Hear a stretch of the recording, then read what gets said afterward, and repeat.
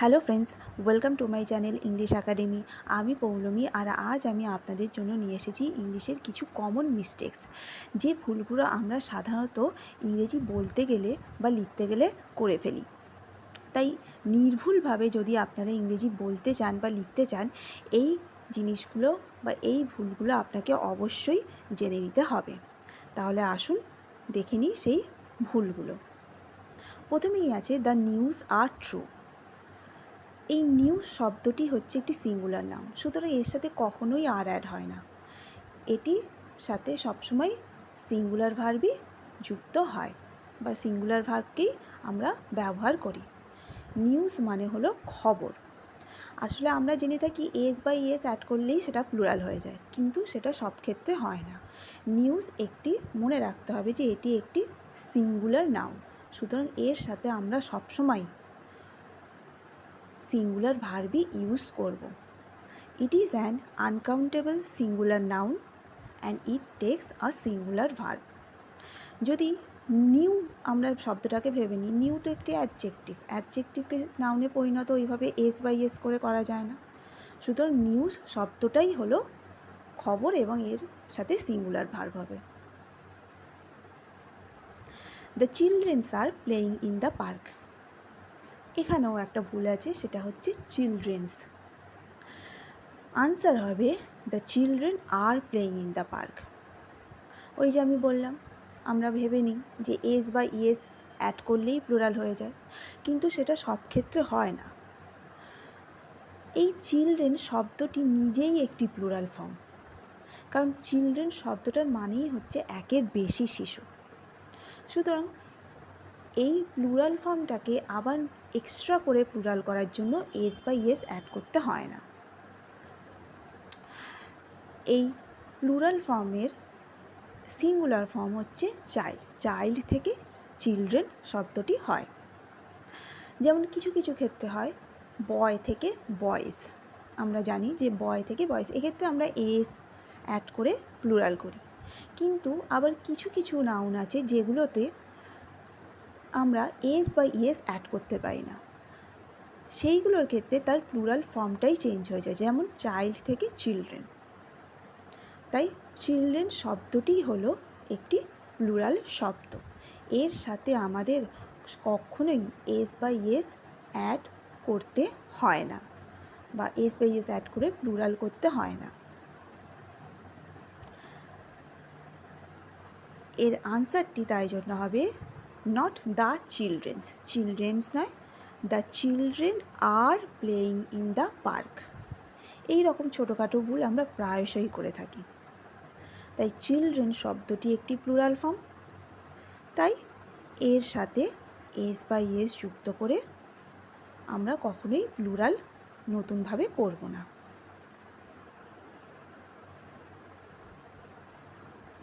আর যদি আমরা করে ফেলি তাহলে সেটা সম্পূর্ণরূপে ভুল হয়ে যাবে।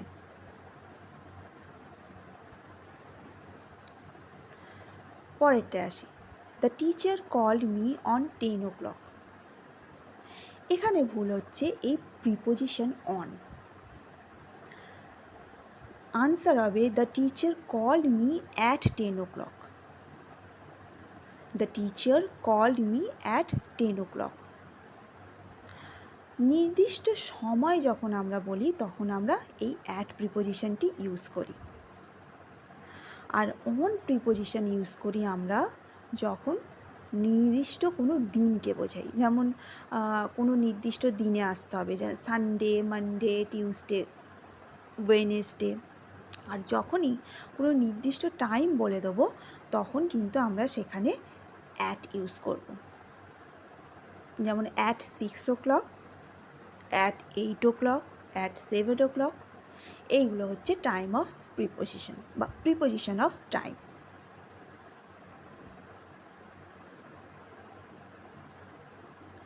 He did not came to the party.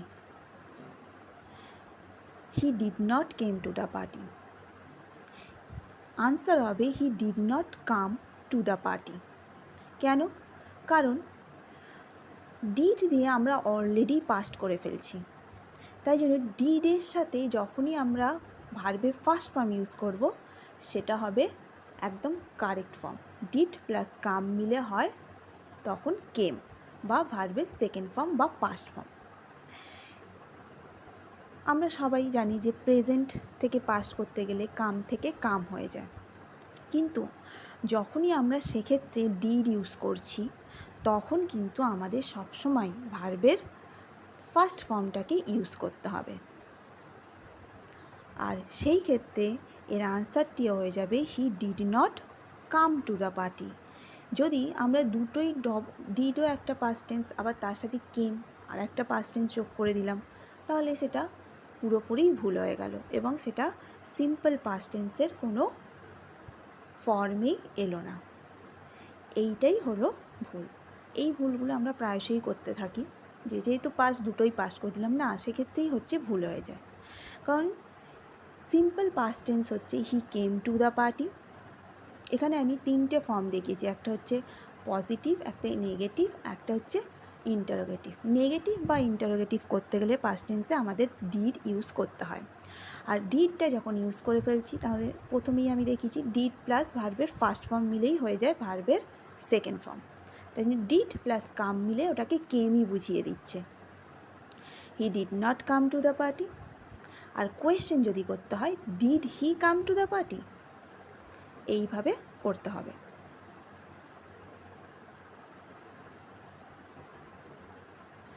The shepherd took the cattles to the field.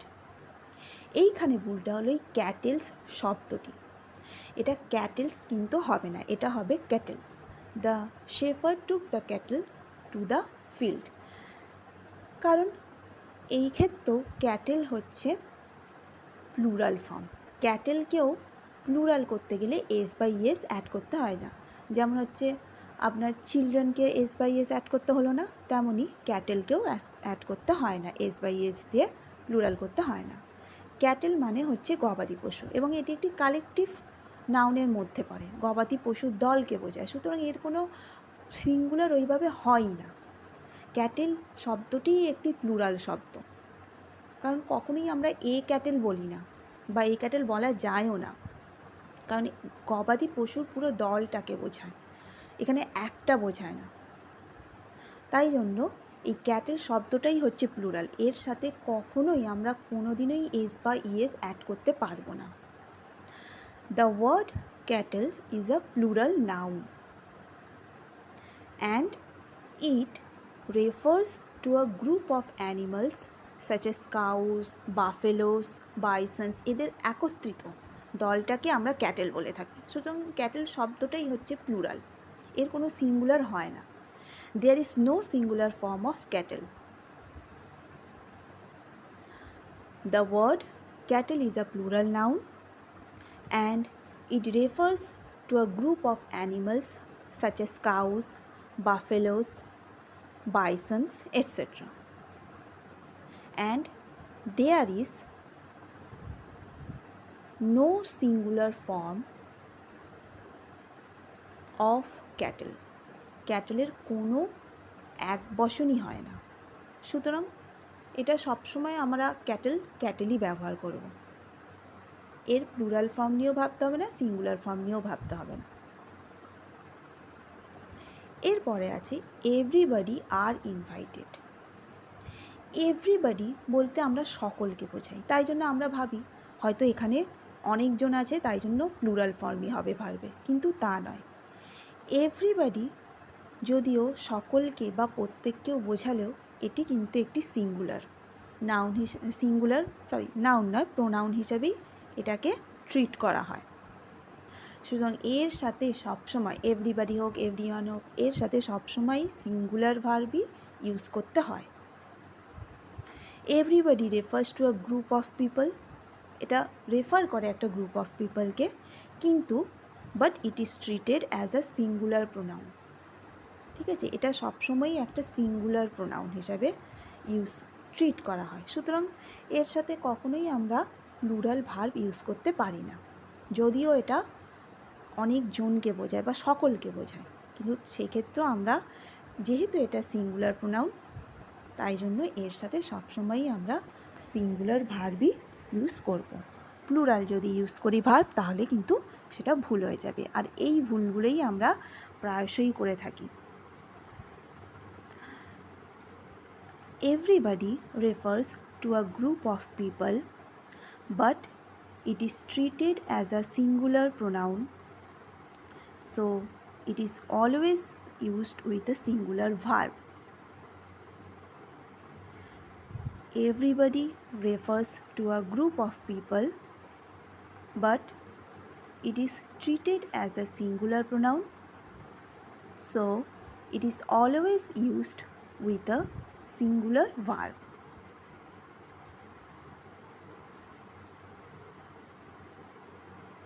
Next আছে he does nothing but to sleep all day.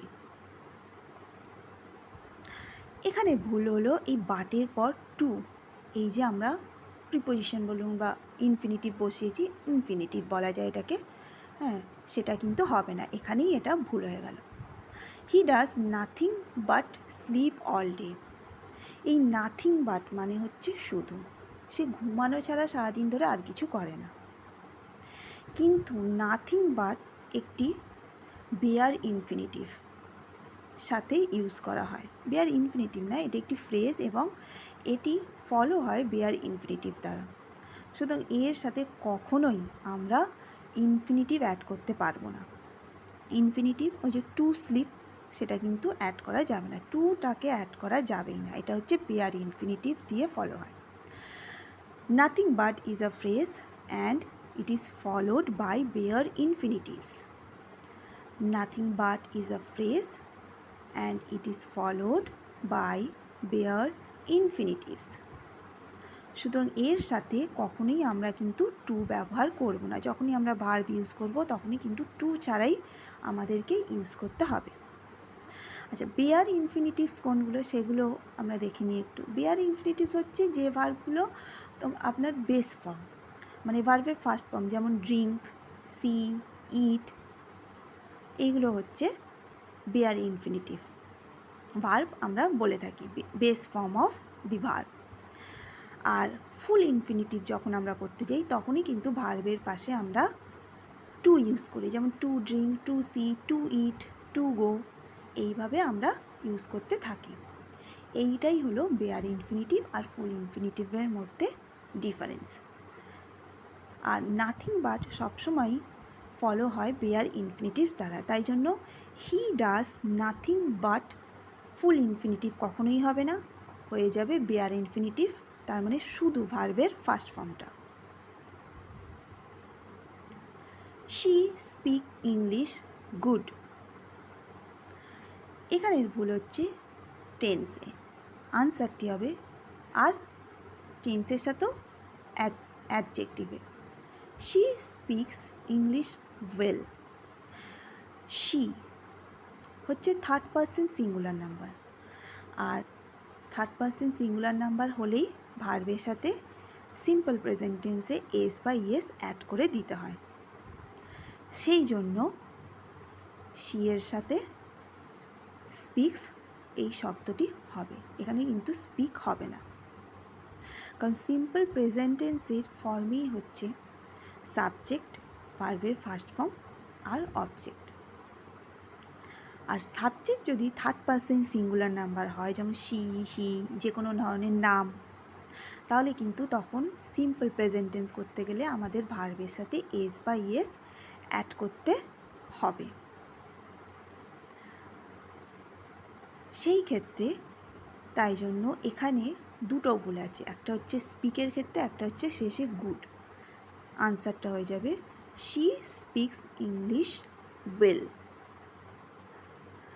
R good কেন আমরা এখানে বসাচ্ছি না, কারণ গুড একটি অ্যাডজেক্টিভ, আর অ্যাডজেক্টিভ বসে সবসময় নাউনের আগে, সুতরাং গুড দিয়ে আমরা ইংলিশের আগে আমরা তো গুড বসাচ্ছি না, তাই জন্য এখানে আনসারটাই আমার ভুল হয়ে যাবে।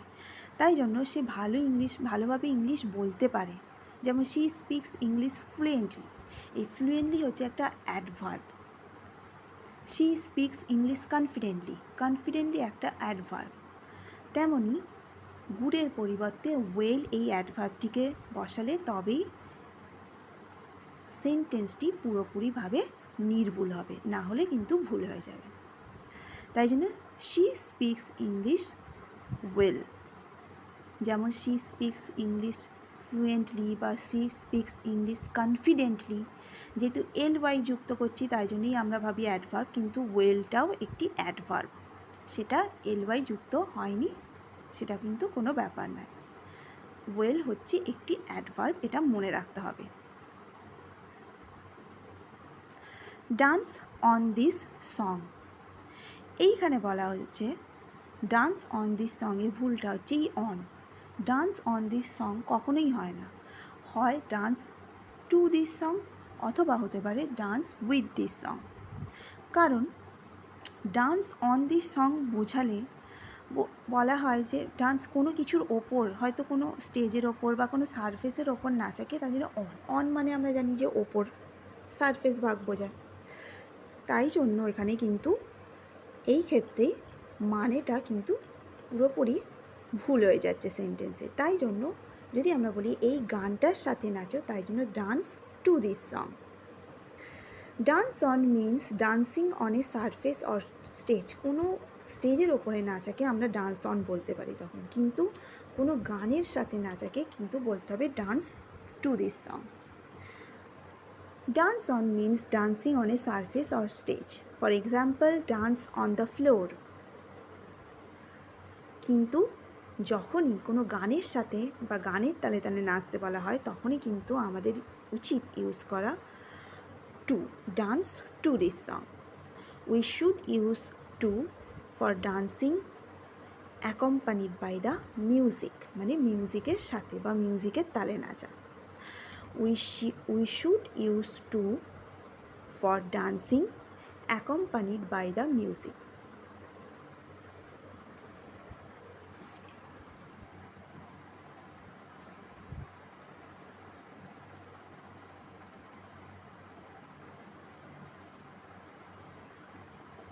নেক্সট হলো the flock of sheeps blocked the road. এখানেও ভুল হচ্ছে এই শিপস, আনসারটি হবে the flock of sheep blocked the road. Flock of sheep মানে বুঝিয়ে দিচ্ছি যে একপাল ভেড়া, মানে অনেকগুলো ভেড়া, কখনোই এটা একটি ভেড়াকে বোঝায়নি। আর এই ক্ষেত্রেই হয়ে যায় আমাদের ভুল, সেই একই, যেহেতু প্লুরাল করতে হবে, একপাল ভেড়া বলেছে, প্লুরাল করতে হবে, তাই জন্য এস বসিয়ে দিই, কিন্তু তা কিন্তু নয়। শিপের প্লুরাল কিন্তু সবসময় শিপই হয়, এর সাথে কোনো এস অ্যাড করতে হয় না। এরকম কিছু কিছু ইররেগুলার নাউন্স আছে যাদের কিন্তু প্লুরাল ফর্মগুলো একটু অন্যরকম হয়, যেমন চিলড্রেন বলুন, শিপ বলুন, অক্সেন, এইগুলো হচ্ছে কিছু কিছু ইররেগুলার প্লুরাল নাউন্স, যার প্লুরাল ফর্মগুলোই আলাদা, তাই জন্য আমরা বেশিরভাগই ভুল করে ফেলি। তাই একটি শিপ বোঝালেও যেমন শিপ, অনেকগুলো শিপ বোঝালেও তেমনই শিপ, SHEEP। এর প্লুরাল ফর্মের সাথেও কোনো এস বাই এস অ্যাড করতে হয় না, আর যদি আমরা সেটা করি তাহলে কিন্তু সেখানে সেন্টেন্সে ভুল হয়ে যাবে, খুব সামান্যতম ভুল, কিন্তু তাও এটা ভুল বাক্য। তাহলে যদি আপনাদের এই ভিডিওটি বন্ধুরা পছন্দ হয়ে থাকে, তাহলে অবশ্যই লাইক, কমেন্ট, শেয়ার এবং সাবস্ক্রাইব করতে ভুলবেন না।